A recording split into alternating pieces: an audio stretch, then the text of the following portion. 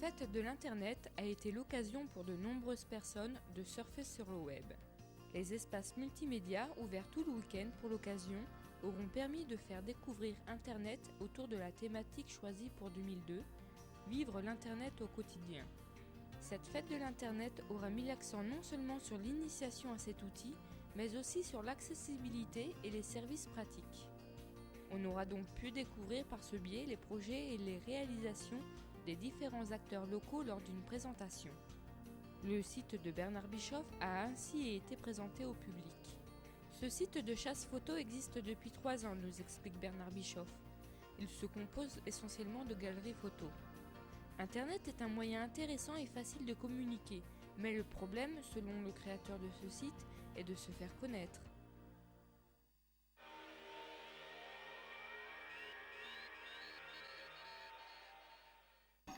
L'association carnavalesque de Reichshofen a réédité pour la 7e année consécutive son grand cortège. La cavalcade du 17 mars a été une véritable réussite. La météo, tout d'abord, était beaucoup plus clémente que l'année passée. Pas moins de 34 groupes étaient venus défiler pour cette édition. Majorettes, chars et fanfares côtoyaient les nombreux groupes d'ambiance. Les noms des participants sont évocateurs. Les sorcières de Lorstenstein, Norrfondrishof, la garde impériale et son canon, le Conseil des 13, le Château magique, Edelhexen und Elferrat die Holzbier, Donnersberger Karneval et bien d'autres encore. Le défilé a fait le tour du centre de Reichshofen 2 fois pour une arrivée place de la Castille. Les spectateurs venus en masse ont été couverts de cotillons, parfois assommés de bonbons, et ravis du spectacle qui leur a été offert.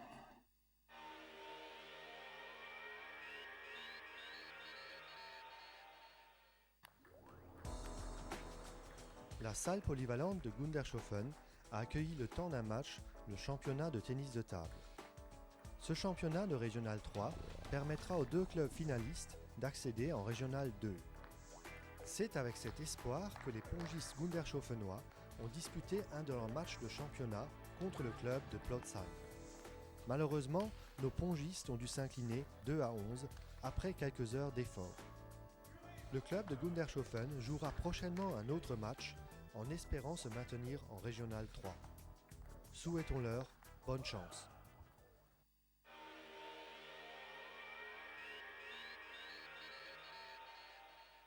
Voilà, nous nous situons ici devant nos nouveaux locaux aux 2 rue Clémenceau que nous avons intégrés depuis le 25 de ce mois-ci en ayant quitté le 12 rue de la République que nous occupons depuis la création de la sécurité sociale. Vous arrivez dans le sas d'entrée qui, grande nouveauté, est équipé donc de la borne vitale pour faire de la lecture de la carte vitale et aussi pour la mettre à jour.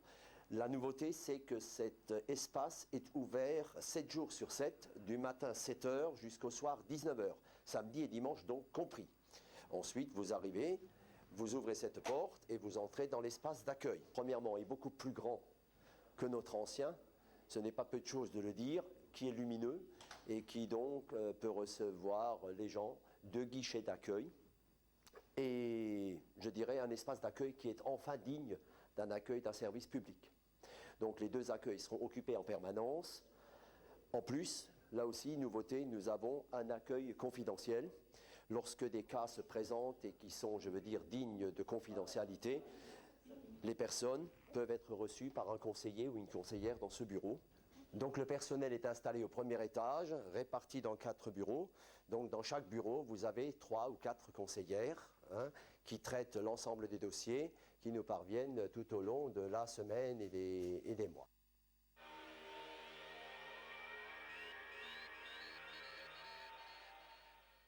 Opération Ruban Vert. L'éducation nationale a mis en place un nouveau symbole, le ruban vert. L'objectif, créer un engagement et une solidarité pour lutter contre la violence.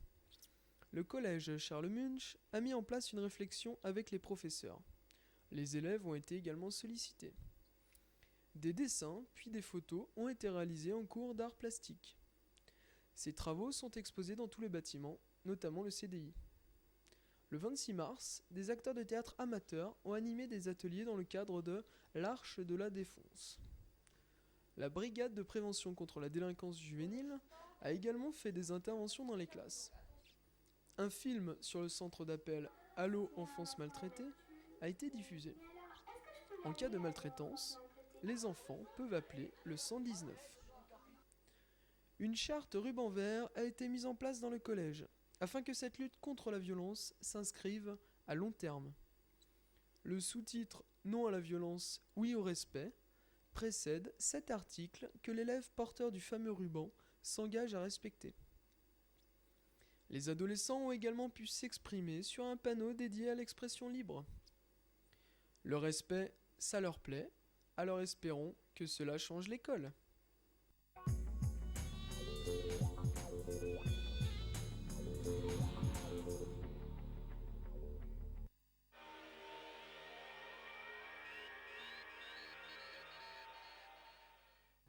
Cela fait 1 an maintenant que le canton compte une agence d'intérim.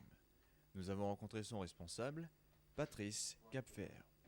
Donc l'agence de Niederbronn existe depuis février 2001. On a fêté notre premier anniversaire. Et je dois dire que pour l'instant, ça se passe très bien.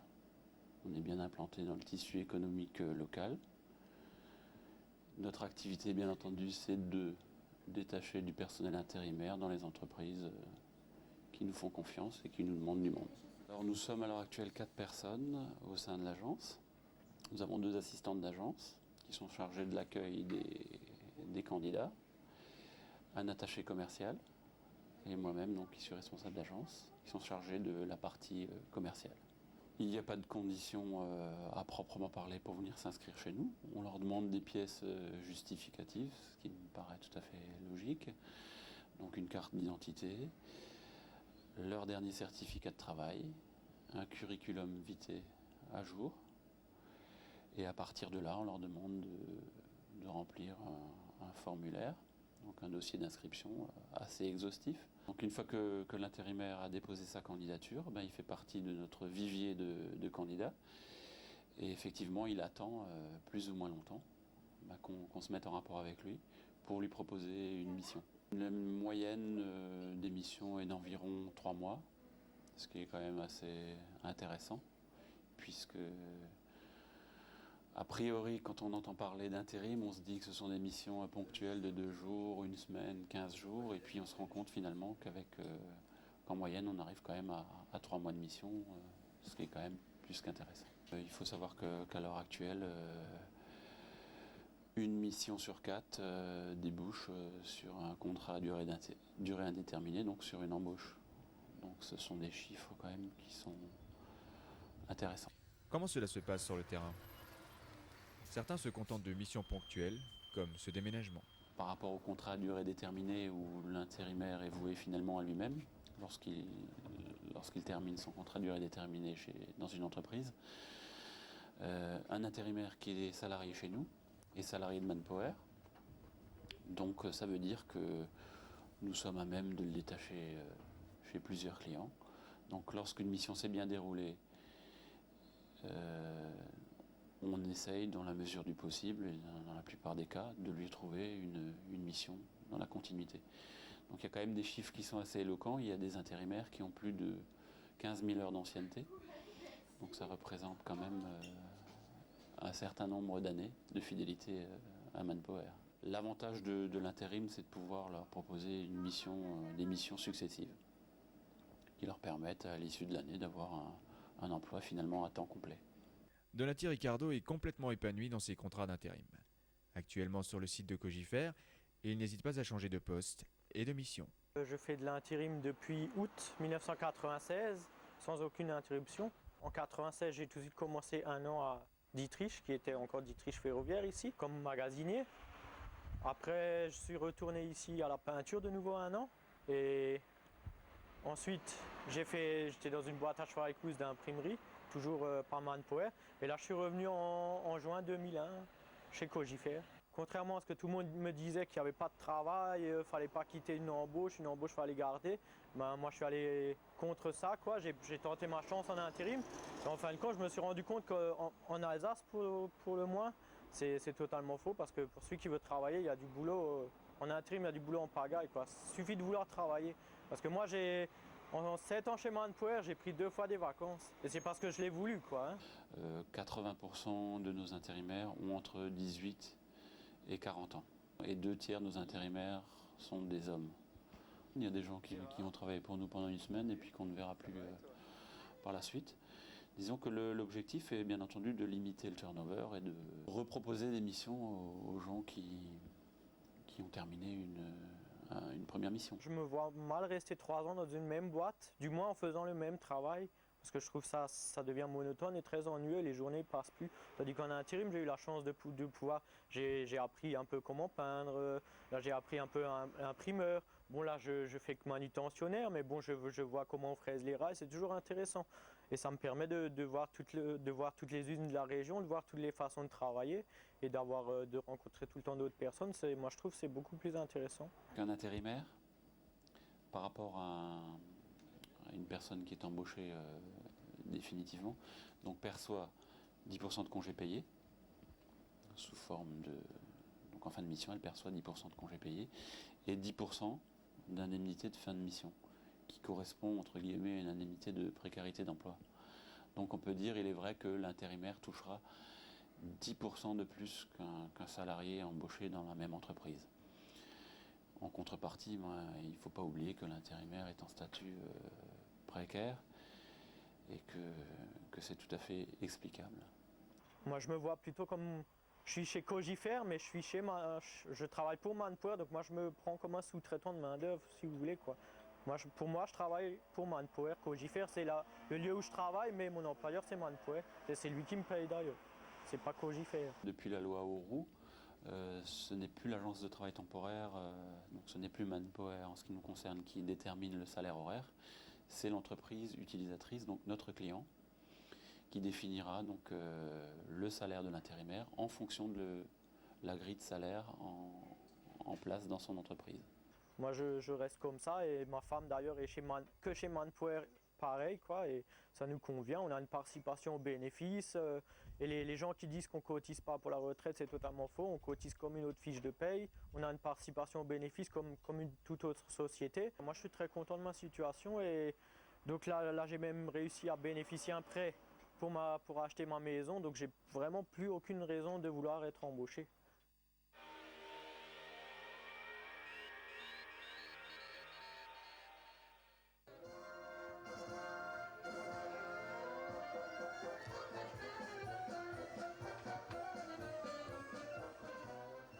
Je suis responsable du cirque Franck Zavata qui est en tournée dans la région en ce moment.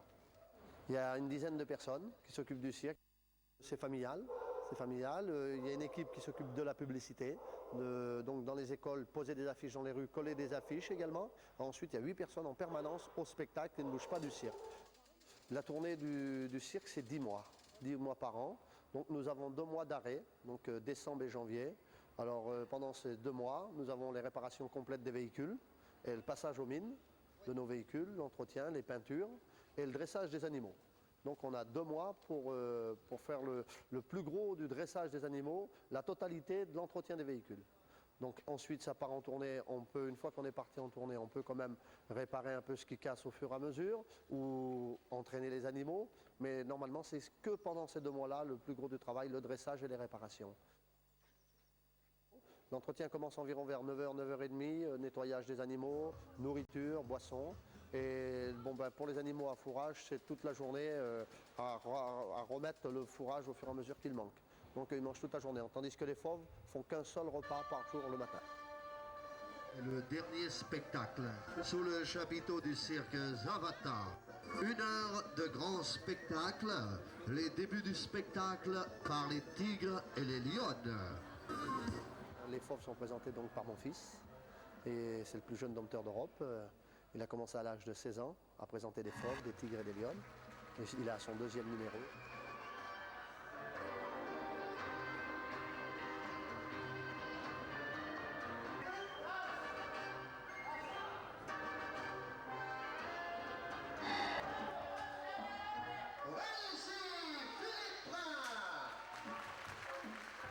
Ensuite, il y a la cavalerie, vous avez vu également les trapézistes. Vous avez les animaux exotiques également qui sont présentés donc par Alexis Prin. Donc tous les animaux sont présentés par la famille même. Hein. Alors cette tombola, on la réserve spécialement pour l'hiver, pour l'entretien, comme pendant 2 mois on ne peut pas donner de spectacle, comme je vous ai dit, entretien des animaux et des véhicules. Donc ça nous permet de couvrir ce qu'on a en plus, soit en nourriture ou en problèmes vétérinaires. Tout ça sert, c'est une caisse qu'on met de côté pour les 2 mois d'hiver. Donc, alors c'est des associations qui ont des jouets, des établissements de fabrication de plastique ou de jouets en plastique ou autres qui nous font des dons de fin de série. Et là, nous, on peut les exposer, c'est pour ça qu'on l'annonce. Et tout le bénéfice est pour les animaux au mois de décembre et janvier. On fait le cirque, la famille Prin fait tourner des cirques depuis 5 générations. Donc, on ne sait pas faire grand-chose d'autre en plus. Et on aime ça, on aime le cirque. On saurait, même qu'on saurait faire un autre métier, je pense qu'on ne l'adorerait pas comme le cirque. On a le cirque dans le sang. Oui, pour l'instant, ça reprend notre relève, hein. C'est bien parti. Elle s'appelle Claire. Elle fait 2 numéros aériens. Elle fait un numéro de corde lisse qu'on a pu applaudir aujourd'hui. Elle fait un numéro de cadre aérien également. Bon, en ce moment, c'est la corde lisse qui est partie pendant 1 mois. Et donc, elle a commencé très jeune. Elle faisait déjà des numéros de contorsion sur table.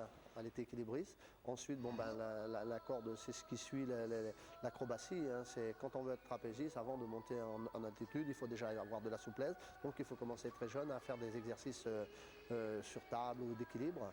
Et bon, maintenant, elle fait depuis 2 ans la corde aérienne et le cadre aérien également. Donc pour le dompteur, il faut commencer très jeune. Donc on commence à partir de 15 ans, 15-16 ans, c'est mieux avant. Et donc pour prendre déjà le courage de rentrer dans la cage, parce qu'il faut avoir du courage pour rentrer dans la cage. Quand on les voit à l'extérieur de la cage et quand on est à l'intérieur, les animaux sont le double de grosseur. Hein.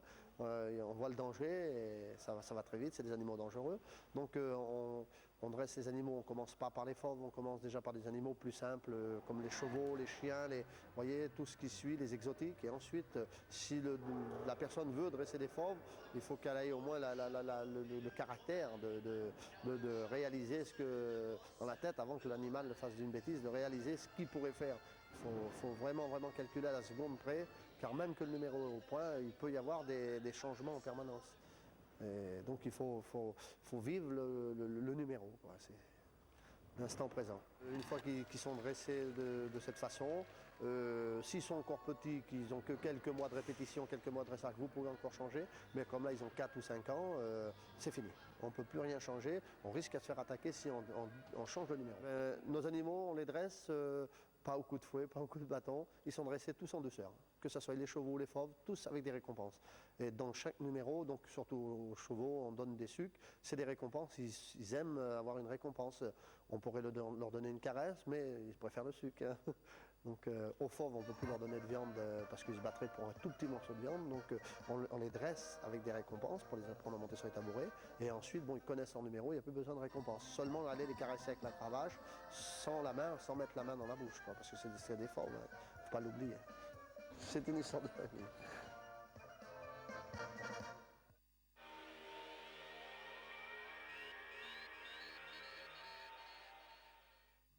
Pierre René. C'est ça. Marcel Keller. C'est ça. Vance Raymond. La FNACA, c'est la Fédération nationale des anciens combattants d'Algérie, du Maroc et de Tunisie. Au niveau national, nous sommes 365 000 adhérents. Et sur le plan local, c'est-à-dire sur le canton, nous représentons à l'heure actuelle 416 adhérents. C'est une seule génération, c'est-à-dire c'est la génération de 1932 à 1942. Ce sont des gens qui ont été appelés en Algérie pour, disons, participer aux opérations du maintien d'ordre, puisque le conflit a démarré un 1er novembre 1954, et puis c'est devenu une guérilla, une guerre sans frontières, hein, c'était vraiment la sale guerre. Et puis cette guerre s'était terminée, il y avait le cessez-le-feu, donc le 19 mars, que nous commémorons chaque année. On a un peu occulté cette période, et il faut dire la FNACA, elle a pris son départ avec Jean-Jacques Servan-Schreiber, hein, qui était à l'époque le directeur aussi de l'Express, qui a osé mettre ça, cette information au public, au grand public, quoi. Et quand on est rentré d'Algérie, on n'était pas tellement, comment dirais-je, accueillis par les autres formations, parce que les anciens combattants, hein, c'était la guerre de 14-18, c'était la Grande Guerre, la Deuxième Guerre mondiale. Alors, bon, chez nous, ça s'est bien passé, mais qu'est-ce qu'ils veulent, ces jeunes? Ils sollicitent la carte de combattant, mais qu'est-ce qu'ils ont fait? Mais ils ne savaient pas ce qu'on a fait, hein, on ne l'a jamais dit. Hein. Et puis finalement, c'est que dans les années 70 que nous avons été reconnus officiellement. Hein, et nous avons adhéré alors à l'ONAC, à l'Office national des anciens combattants. Ensuite, l'AFNACA s'est investie. C'était, comment dirais-je, une fédération revendicative, hein, et nous avons obtenu maintenant, pratiquement, nous sommes considérés aussi comme tout le monde, comme des anciens combattants. Notre but, c'est de pérenniser, un devoir de mémoire, de pérenniser cette mémoire. Nous sommes solidaires avec les autres formations patriotiques, hein, et nous nous retrouvons au monument aux morts le 11 novembre, le 8 mai, et puis bien sûr notre commémoration de notre génération qui est le 19 mars. Nous avons également acheté maintenant, comment dirais-je, une exposition où nous relatons maintenant aux plus jeunes ce que c'était la guerre d'Algérie, pour leur expliquer cette période d'histoire, une période qui était éprouvante à l'époque, hein, puisque nous avions 20 ans, hein, on a passé notre jeunesse là, une partie de notre jeunesse là-bas, et il ne faut pas oublier, hein, que nous avons perdu 30 000 de nos camarades pendant cette période de 7 ans et 5 mois.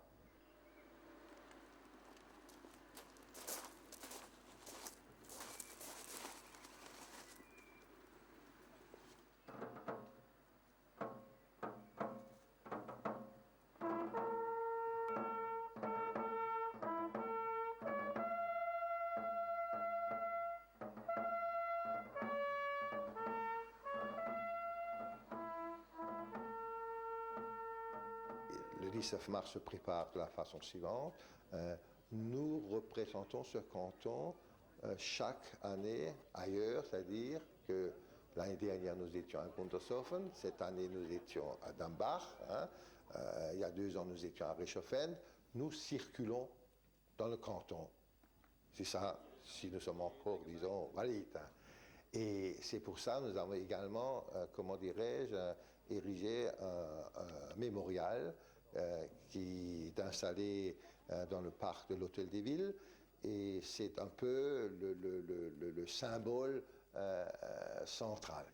Alors là, nous commémorons d'abord les 30 000 appelés et du contingent militaire qui ont laissé leur vie sur le champ d'honneur là-bas, et nous remettons également des médailles. Hein. C'est la médaille, c'est ou bien c'est la croix du combattant, hein, ou bien la médaille d'Algérie ou d'Afrique du Nord. Et les critères pour ces médailles, c'est-à-dire pour obtenir la croix du combattant, il faut être titulaire de la carte du combattant.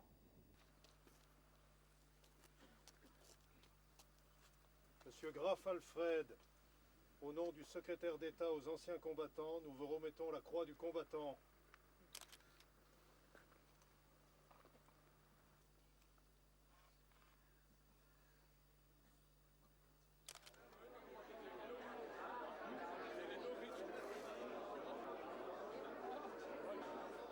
Nous nous réunissons, disons, normalement, au moins 5 fois par an. On appelle ça des réunions trimestrielles, plus une réunion pour préparer notre fête annuelle. Hein. Et nous avons des permanences, c'est-à-dire tous les 2e dimanches du mois, ici même, au siège, c'est-à-dire le siège est à Reichshofen. Et là, cette permanence, commence à 10 heures pour terminer à midi, et nous accueillons les anciens d'AFN pour leur préparer les dossiers de retraite, les dossiers d'adhésion, les demandes de la carte du combattant. Nous faisons aussi des démarches sociales pour des gens qui sont économiquement faibles ou qui ont des problèmes. Nous intervenons, puisque nous avons aussi un fonds de solidarité, c'est-à-dire c'est aussi de l'entraide pour nos camarades qui sont dans le besoin. Et nous osons espérer que le souvenir français un jour prendra cette suite pour représenter, pour commémorer ces cérémonies patriotiques.